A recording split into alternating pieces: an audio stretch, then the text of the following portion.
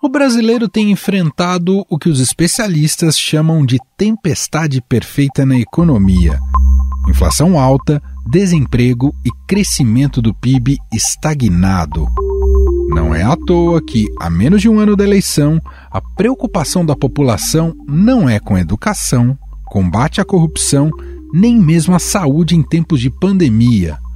Hoje, o brasileiro quer saber como vai ficar seu bolso nos próximos anos. O mercado financeiro, pela primeira vez, projeta inflação acima de 5% no ano que vem. Se confirmada, será o segundo ano seguido de estouro do teto da meta do governo.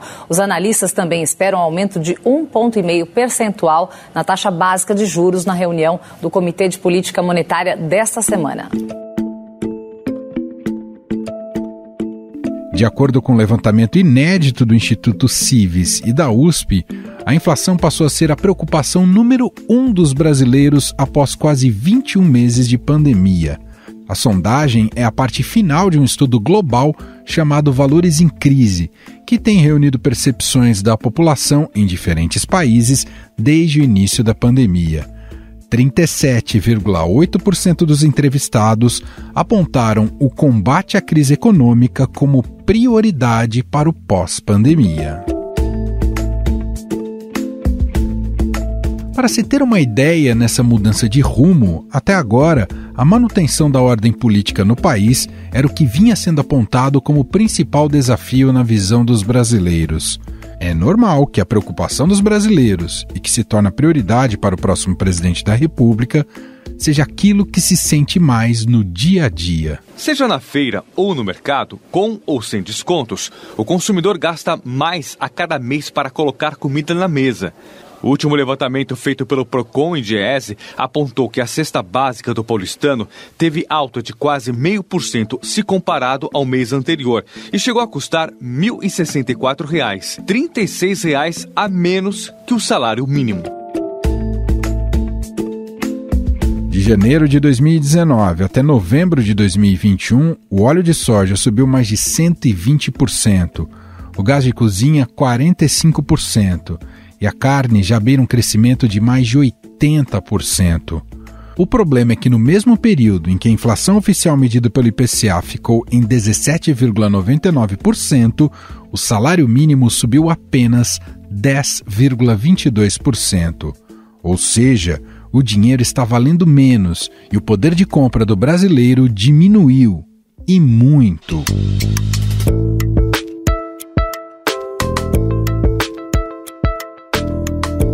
Por causa desses fatores, os principais pré-candidatos ao Palácio do Planalto em 2022 já começam a enfrentar esse tema, visando atrair a simpatia do eleitorado. O governador de São Paulo, João Dória, escolhido pelo PSDB, já adiantou sua equipe econômica, que terá um nome conhecido e que já esteve à frente do Ministério da Fazenda do país, Henrique Meirelles. Nós faríamos tudo completamente diferente do que está sendo feito. Aliás, é uma sucessão de erros do governo na sua área econômica. Primeiro, vamos ter uma equipe competente, produzindo um programa econômico para o Brasil. 6 pessoas, nós não vamos ter posto Ipiranga. Sérgio Moro também tem falado muito sobre esse assunto em suas entrevistas. A questão é tão sensível que o único nome que ele adiantou do seu futuro governo foi do chefe da economia. Tem vários nomes, Bial. O problema é que esse projeto ele ainda está sendo construído. E a partir de um momento em que ele se revelam nomes, a pessoa fica sob uma pressão terrível. Eu vou me permitir revelar um nome apenas, tá? No nível macroeconômico, quem tem me ajudado é uma pessoa, um economista de renome, um dos melhores nomes do país, que é o Afonso Celso Pastore. O tema é sensível também para o atual governo de Jair Bolsonaro. Mesmo com o novo Auxílio Brasil de R$ 400, o peso da inflação pode tornar o benefício quase sem valor na mão dos brasileiros mais pobres. Nos dá uma folga no orçamento para, inclusive, mais que dobrar o valor do ticket médio do antigo Bolsa Família, atual Auxílio Brasil. de R$ 192 para R$ 400. É o governo federal, em parceria com a Câmara e com o Senado, fazendo o seu papel, buscando a transição do que a gente espera, se Deus quiser, o fim da pandemia com a normalidade. Uma pesquisa da Genial Quest, divulgada em novembro, apontou que a economia é o principal motivo de insatisfação do brasileiro com o governo do presidente. 73% acham que no último ano a economia piorou. 66% consideram que a diferença entre ricos e pobres aumentou. E 48% afirmam que a situação econômica é o maior problema do país, o que impacta na aprovação do governo. É o pior momento do governo de Jair Bolsonaro, segundo pesquisa da Genial Quest. A reprovação subiu de 45% para 56% entre julho e novembro deste ano. E a aprovação caiu de 26% para 19%. Além disso, 69% dos entrevistados afirmaram que Bolsonaro não merece ser reeleito. Por causa das inúmeras críticas e para tentar resolver a questão econômica de olho nas eleições, o governo Bolsonaro prepara uma série de reestruturações no ministério de Paulo Guedes. O ministro deve anunciar na próxima semana a criação de uma nova secretaria especial de estudos econômicos. Esse grupo irá unificar a Secretaria de Política Econômica, o Instituto de Pesquisa Econômica Aplicada e o Instituto Brasileiro de Geografia e Estatística. De acordo com Paulo Guedes, a nova secretaria será responsável pela captação de dados e proposições de políticas públicas em cima dos resultados desses levantamentos. Bom, sobre os planos econômicos dos presidenciáveis e as perspectivas para a economia brasileira no próximo ano, nós vamos conversar agora com a repórter e colunista de economia do Estadão, Adriana Fernandes. Oi, Dri, tudo bem? Oi, Emanuel, tudo bom? Tudo certo. Dri, já dá para dizer, é claro que a gente tem, na contagem regressiva já não é mais um ano para as eleições, é um pouquinho menos, mas já dá para dizer, até pelo contexto atual do Brasil, que a economia tem de ser um dos grandes temas no debate entre os presidenciáveis? Creio que sim, Emanuel, porque a situação econômica é difícil, atinge a população que está com a renda contraída, o emprego ainda está faltando e, é claro, tem toda essa discussão da pobreza e da inflação.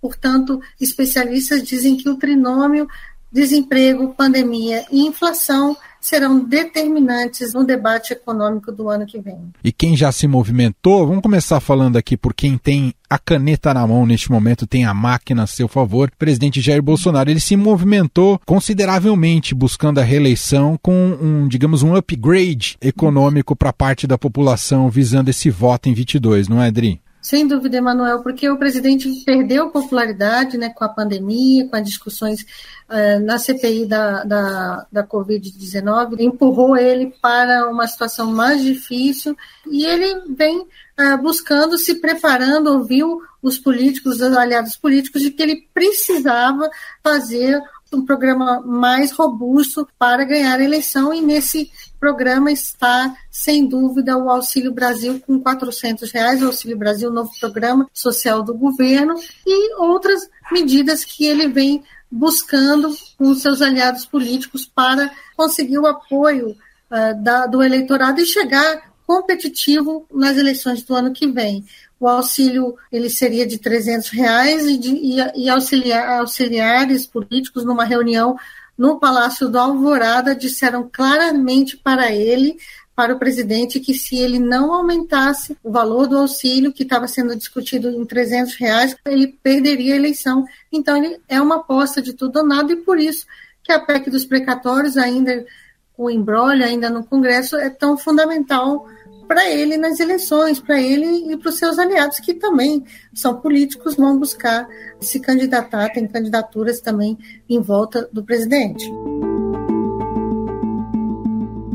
Agora, o passivo negativo também é considerável, né, Dri? E tende a ser alvo de muitas críticas dos adversários de Bolsonaro no ano que vem. Me refiro, eu não sei se isso pega eleitoralmente, mas toda a promessa de um Estado menor, a agenda liberal do Paulo Guedes e as reformas estruturantes também prometidas lá em 2018, isso não entregou. Ele vai precisar se defender em relação a isso em 22, não é, Adri? Ele vai precisar se defender sobre esses pontos, mas não é no momento que ele está preocupado. Ele quer ganhar o espaço desse eleitor das camadas mais baixas da população que vai disputar, afinal ele vai disputar com a eleição, seu grande adversário nas eleições é Luiz Inácio Lula da Silva, que tem o debate ao combate à pobreza e à desigualdade como a marca do seu governo. Ele criou o Bolsa Família está sendo substituído pelo Auxílio Brasil, e ele vai buscar esse apoio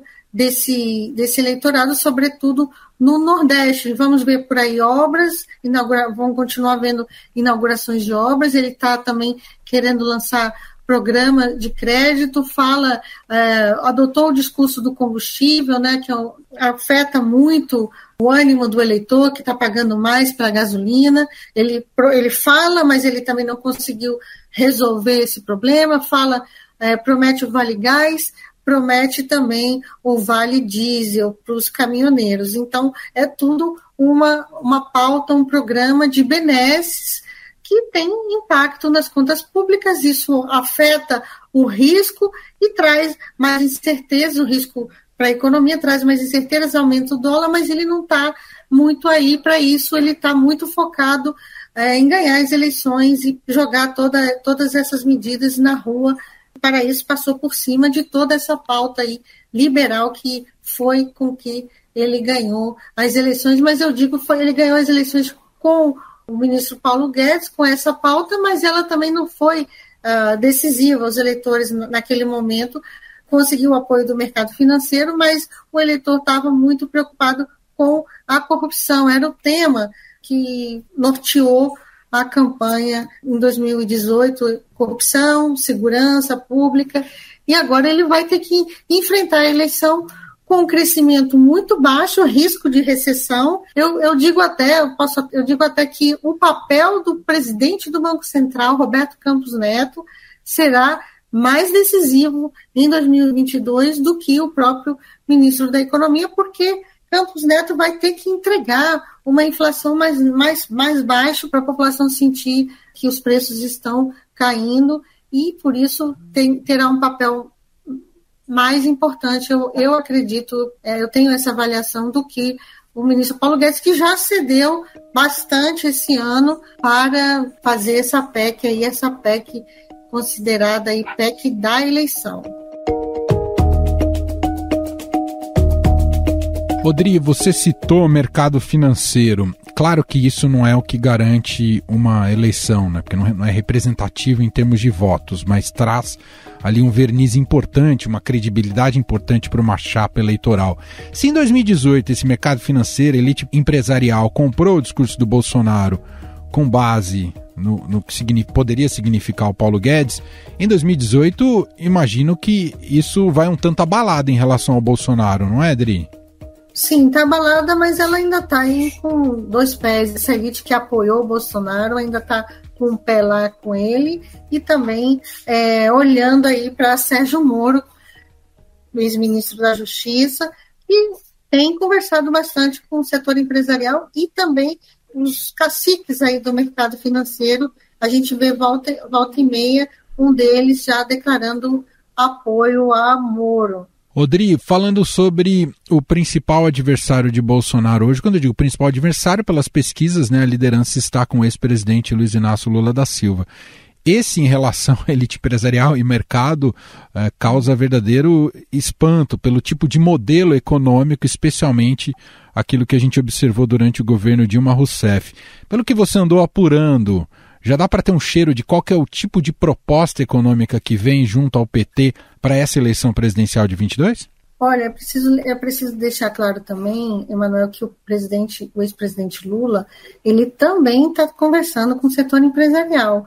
O setor empresarial, ele tem conexões muito fortes, ele foi presidente por muitos anos e tem conexões e está conversando. No momento, ele está jogando ali parado na área econômica. Ele não se expõe muito, mas faz grandes negociações de bastidores para apoiar o presidente. Tem um setor empresarial que definitivamente não quer Jair Bolsonaro, e é esse setor que ele vai buscar apoio, tanto que fala que tem toda essa discussão de um vice político, mas também tem a discussão de um vice empresarial. Por enquanto, ao que a presidente nacional do PT, a deputada Gleisi Hoffmann, diz que Lula é o seu próprio porta-voz da economia, e volta e meia ele solta alguma coisa, mas não há um plano definido, e ele vai jogar parado nesse campo para não se comprometer muito e chegar.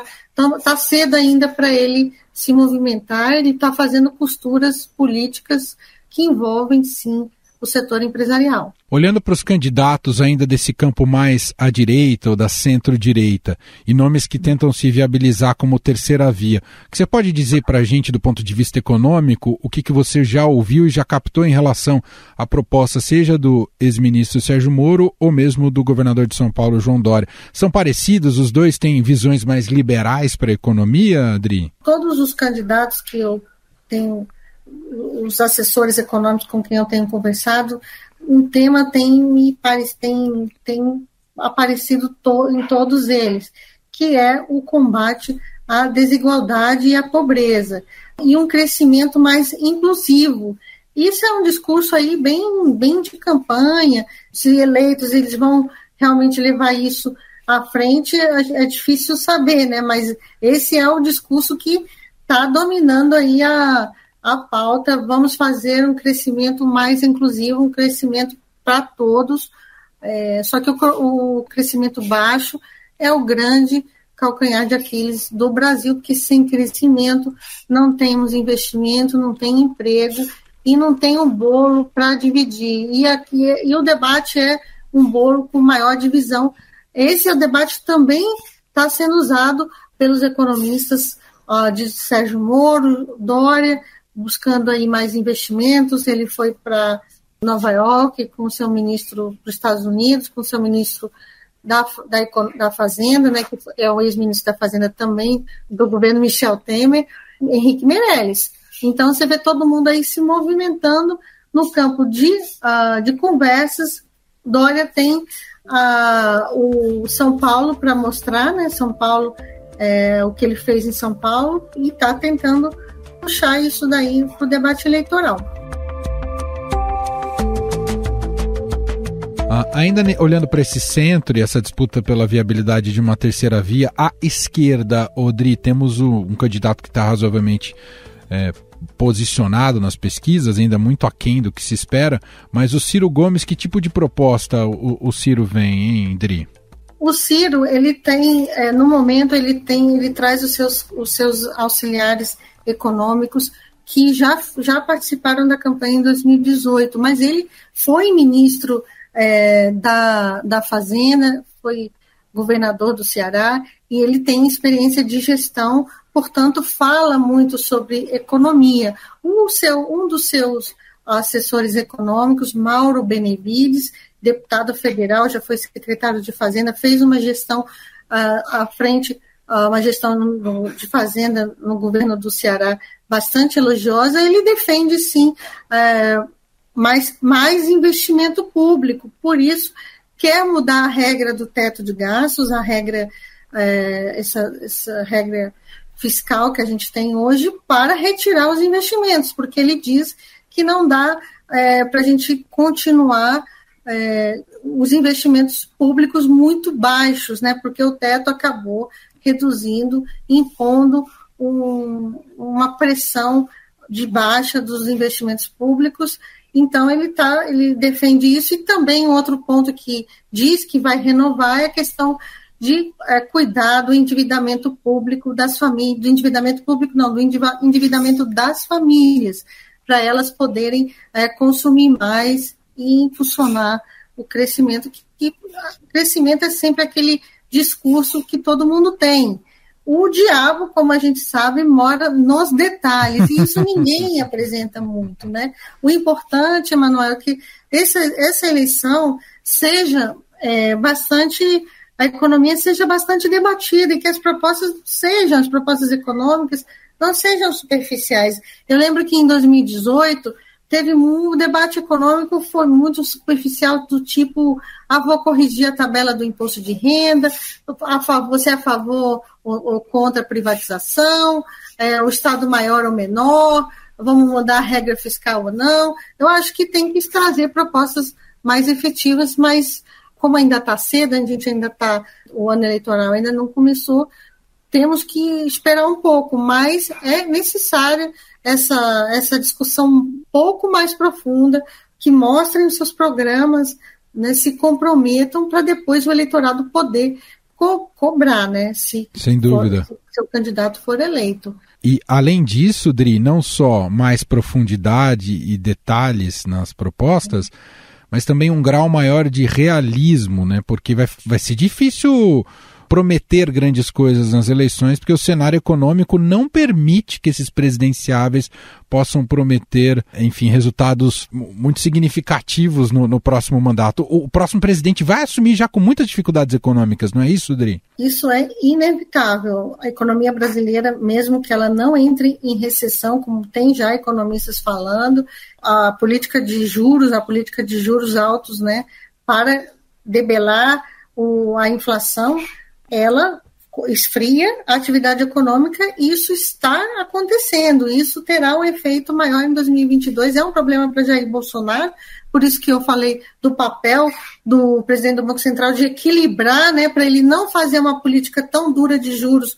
a ponto de botar a economia na geladeira, né, completamente, mas o próximo presidente já chega aí com problema de crescimento, a inflação, a gente não sabe qual vai ser o ritmo de queda da inflação, porque temos uma discussão agora sobre isso, se o BC deve ou não apertar os juros tão forte para não impactar o crescimento de maneira mais forte também. Então, é um cenário também fiscal difícil, porque temos a PEC dos precatórios, ela meio que colocou um fim, assim, entre aspas, no teto de gastos, né, porque ele perdeu a sua credibilidade. Isso é, sem dúvida nenhuma, mudar as regras fiscais, melhorar, será tema do próximo presidente, mas eu acredito que regras fiscais não é tema de eleição. O tema de eleição é a inflação, é a gasolina alta, é o gás alto,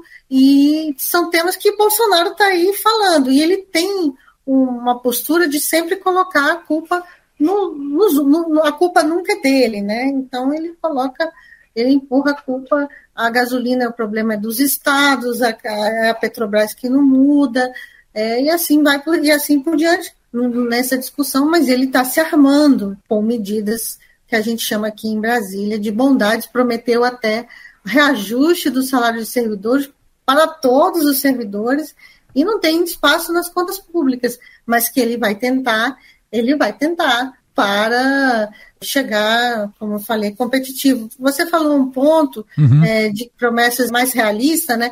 E eu lembro aqui, na eleição de 2018, tanto Bolsonaro quanto Haddad, né, que era candidato do PT no segundo turno, eles prometeram corrigir a tabela do imposto de renda, isenção até 5 salários mínimos, né?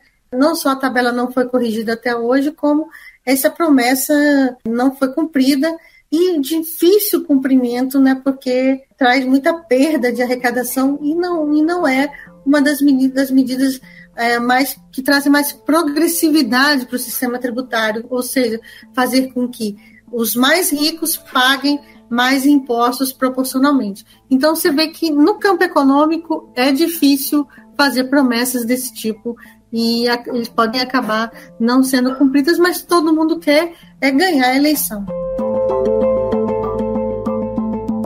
Só para a gente fechar, Adri, você ouviu um personagem importante no universo econômico, sempre com uma visão aprofundada sobre o Brasil e suas dificuldades, e que já teve um papel, inclusive, de gestão diretamente, né, da economia brasileira no Banco Central, que foi o economista Hermínio Fraga. Queria que você contasse como é que foi um pouco do que ele enxerga dos atuais problemas brasileiros e quais seriam os caminhos.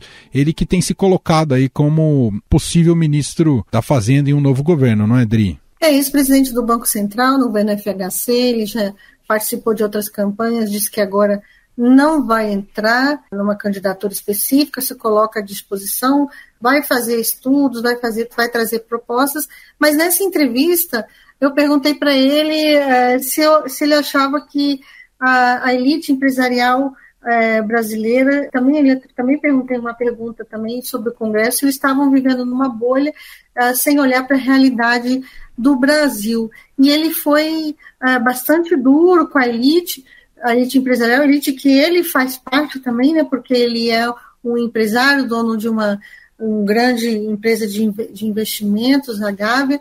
Ele disse que a elite brasileira ela é chapa branca, além de chapa branca oportunista, e tem sido um obstáculo ao desenvolvimento do Brasil. São palavras muito duras, e ele diz que tudo isso aparece, né, numa obsessão suicida dos empresários de voltar ao modelo de economia fechada, com subsídios abundantes, pouco respeito à previsibilidade, ao equilíbrio macroeconômico e à desigualdade. Ele disse, é como se a gente não aprendesse. Aos políticos, eles falam, acordem.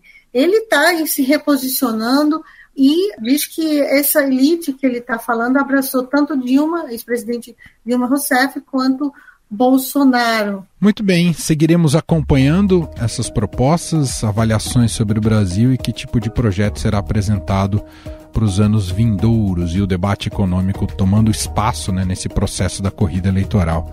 A gente ouviu aqui Adriana Fernandes, repórter e colunista de economia do Estadão. Muito obrigado, viu, Dri? Obrigado, Emanuel. Foi ótima essa nossa conversa. Espero outros convites sobre esse mesmo tema, porque a eleição está aí, a eleição está na rua.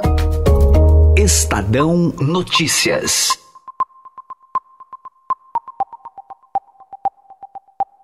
E este foi o Estadão Notícias de hoje, quarta-feira, 8 de dezembro de 2021. A apresentação foi minha, Emanuel Bonfim. Na produção, edição e roteiro, Gustavo Lopes, Jefferson Perleberg e Ana Paula Niederauer. A montagem é de Moacir Biasi. Escreva pra gente no e-mail podcast@estadão.com. Um abraço para você e até mais.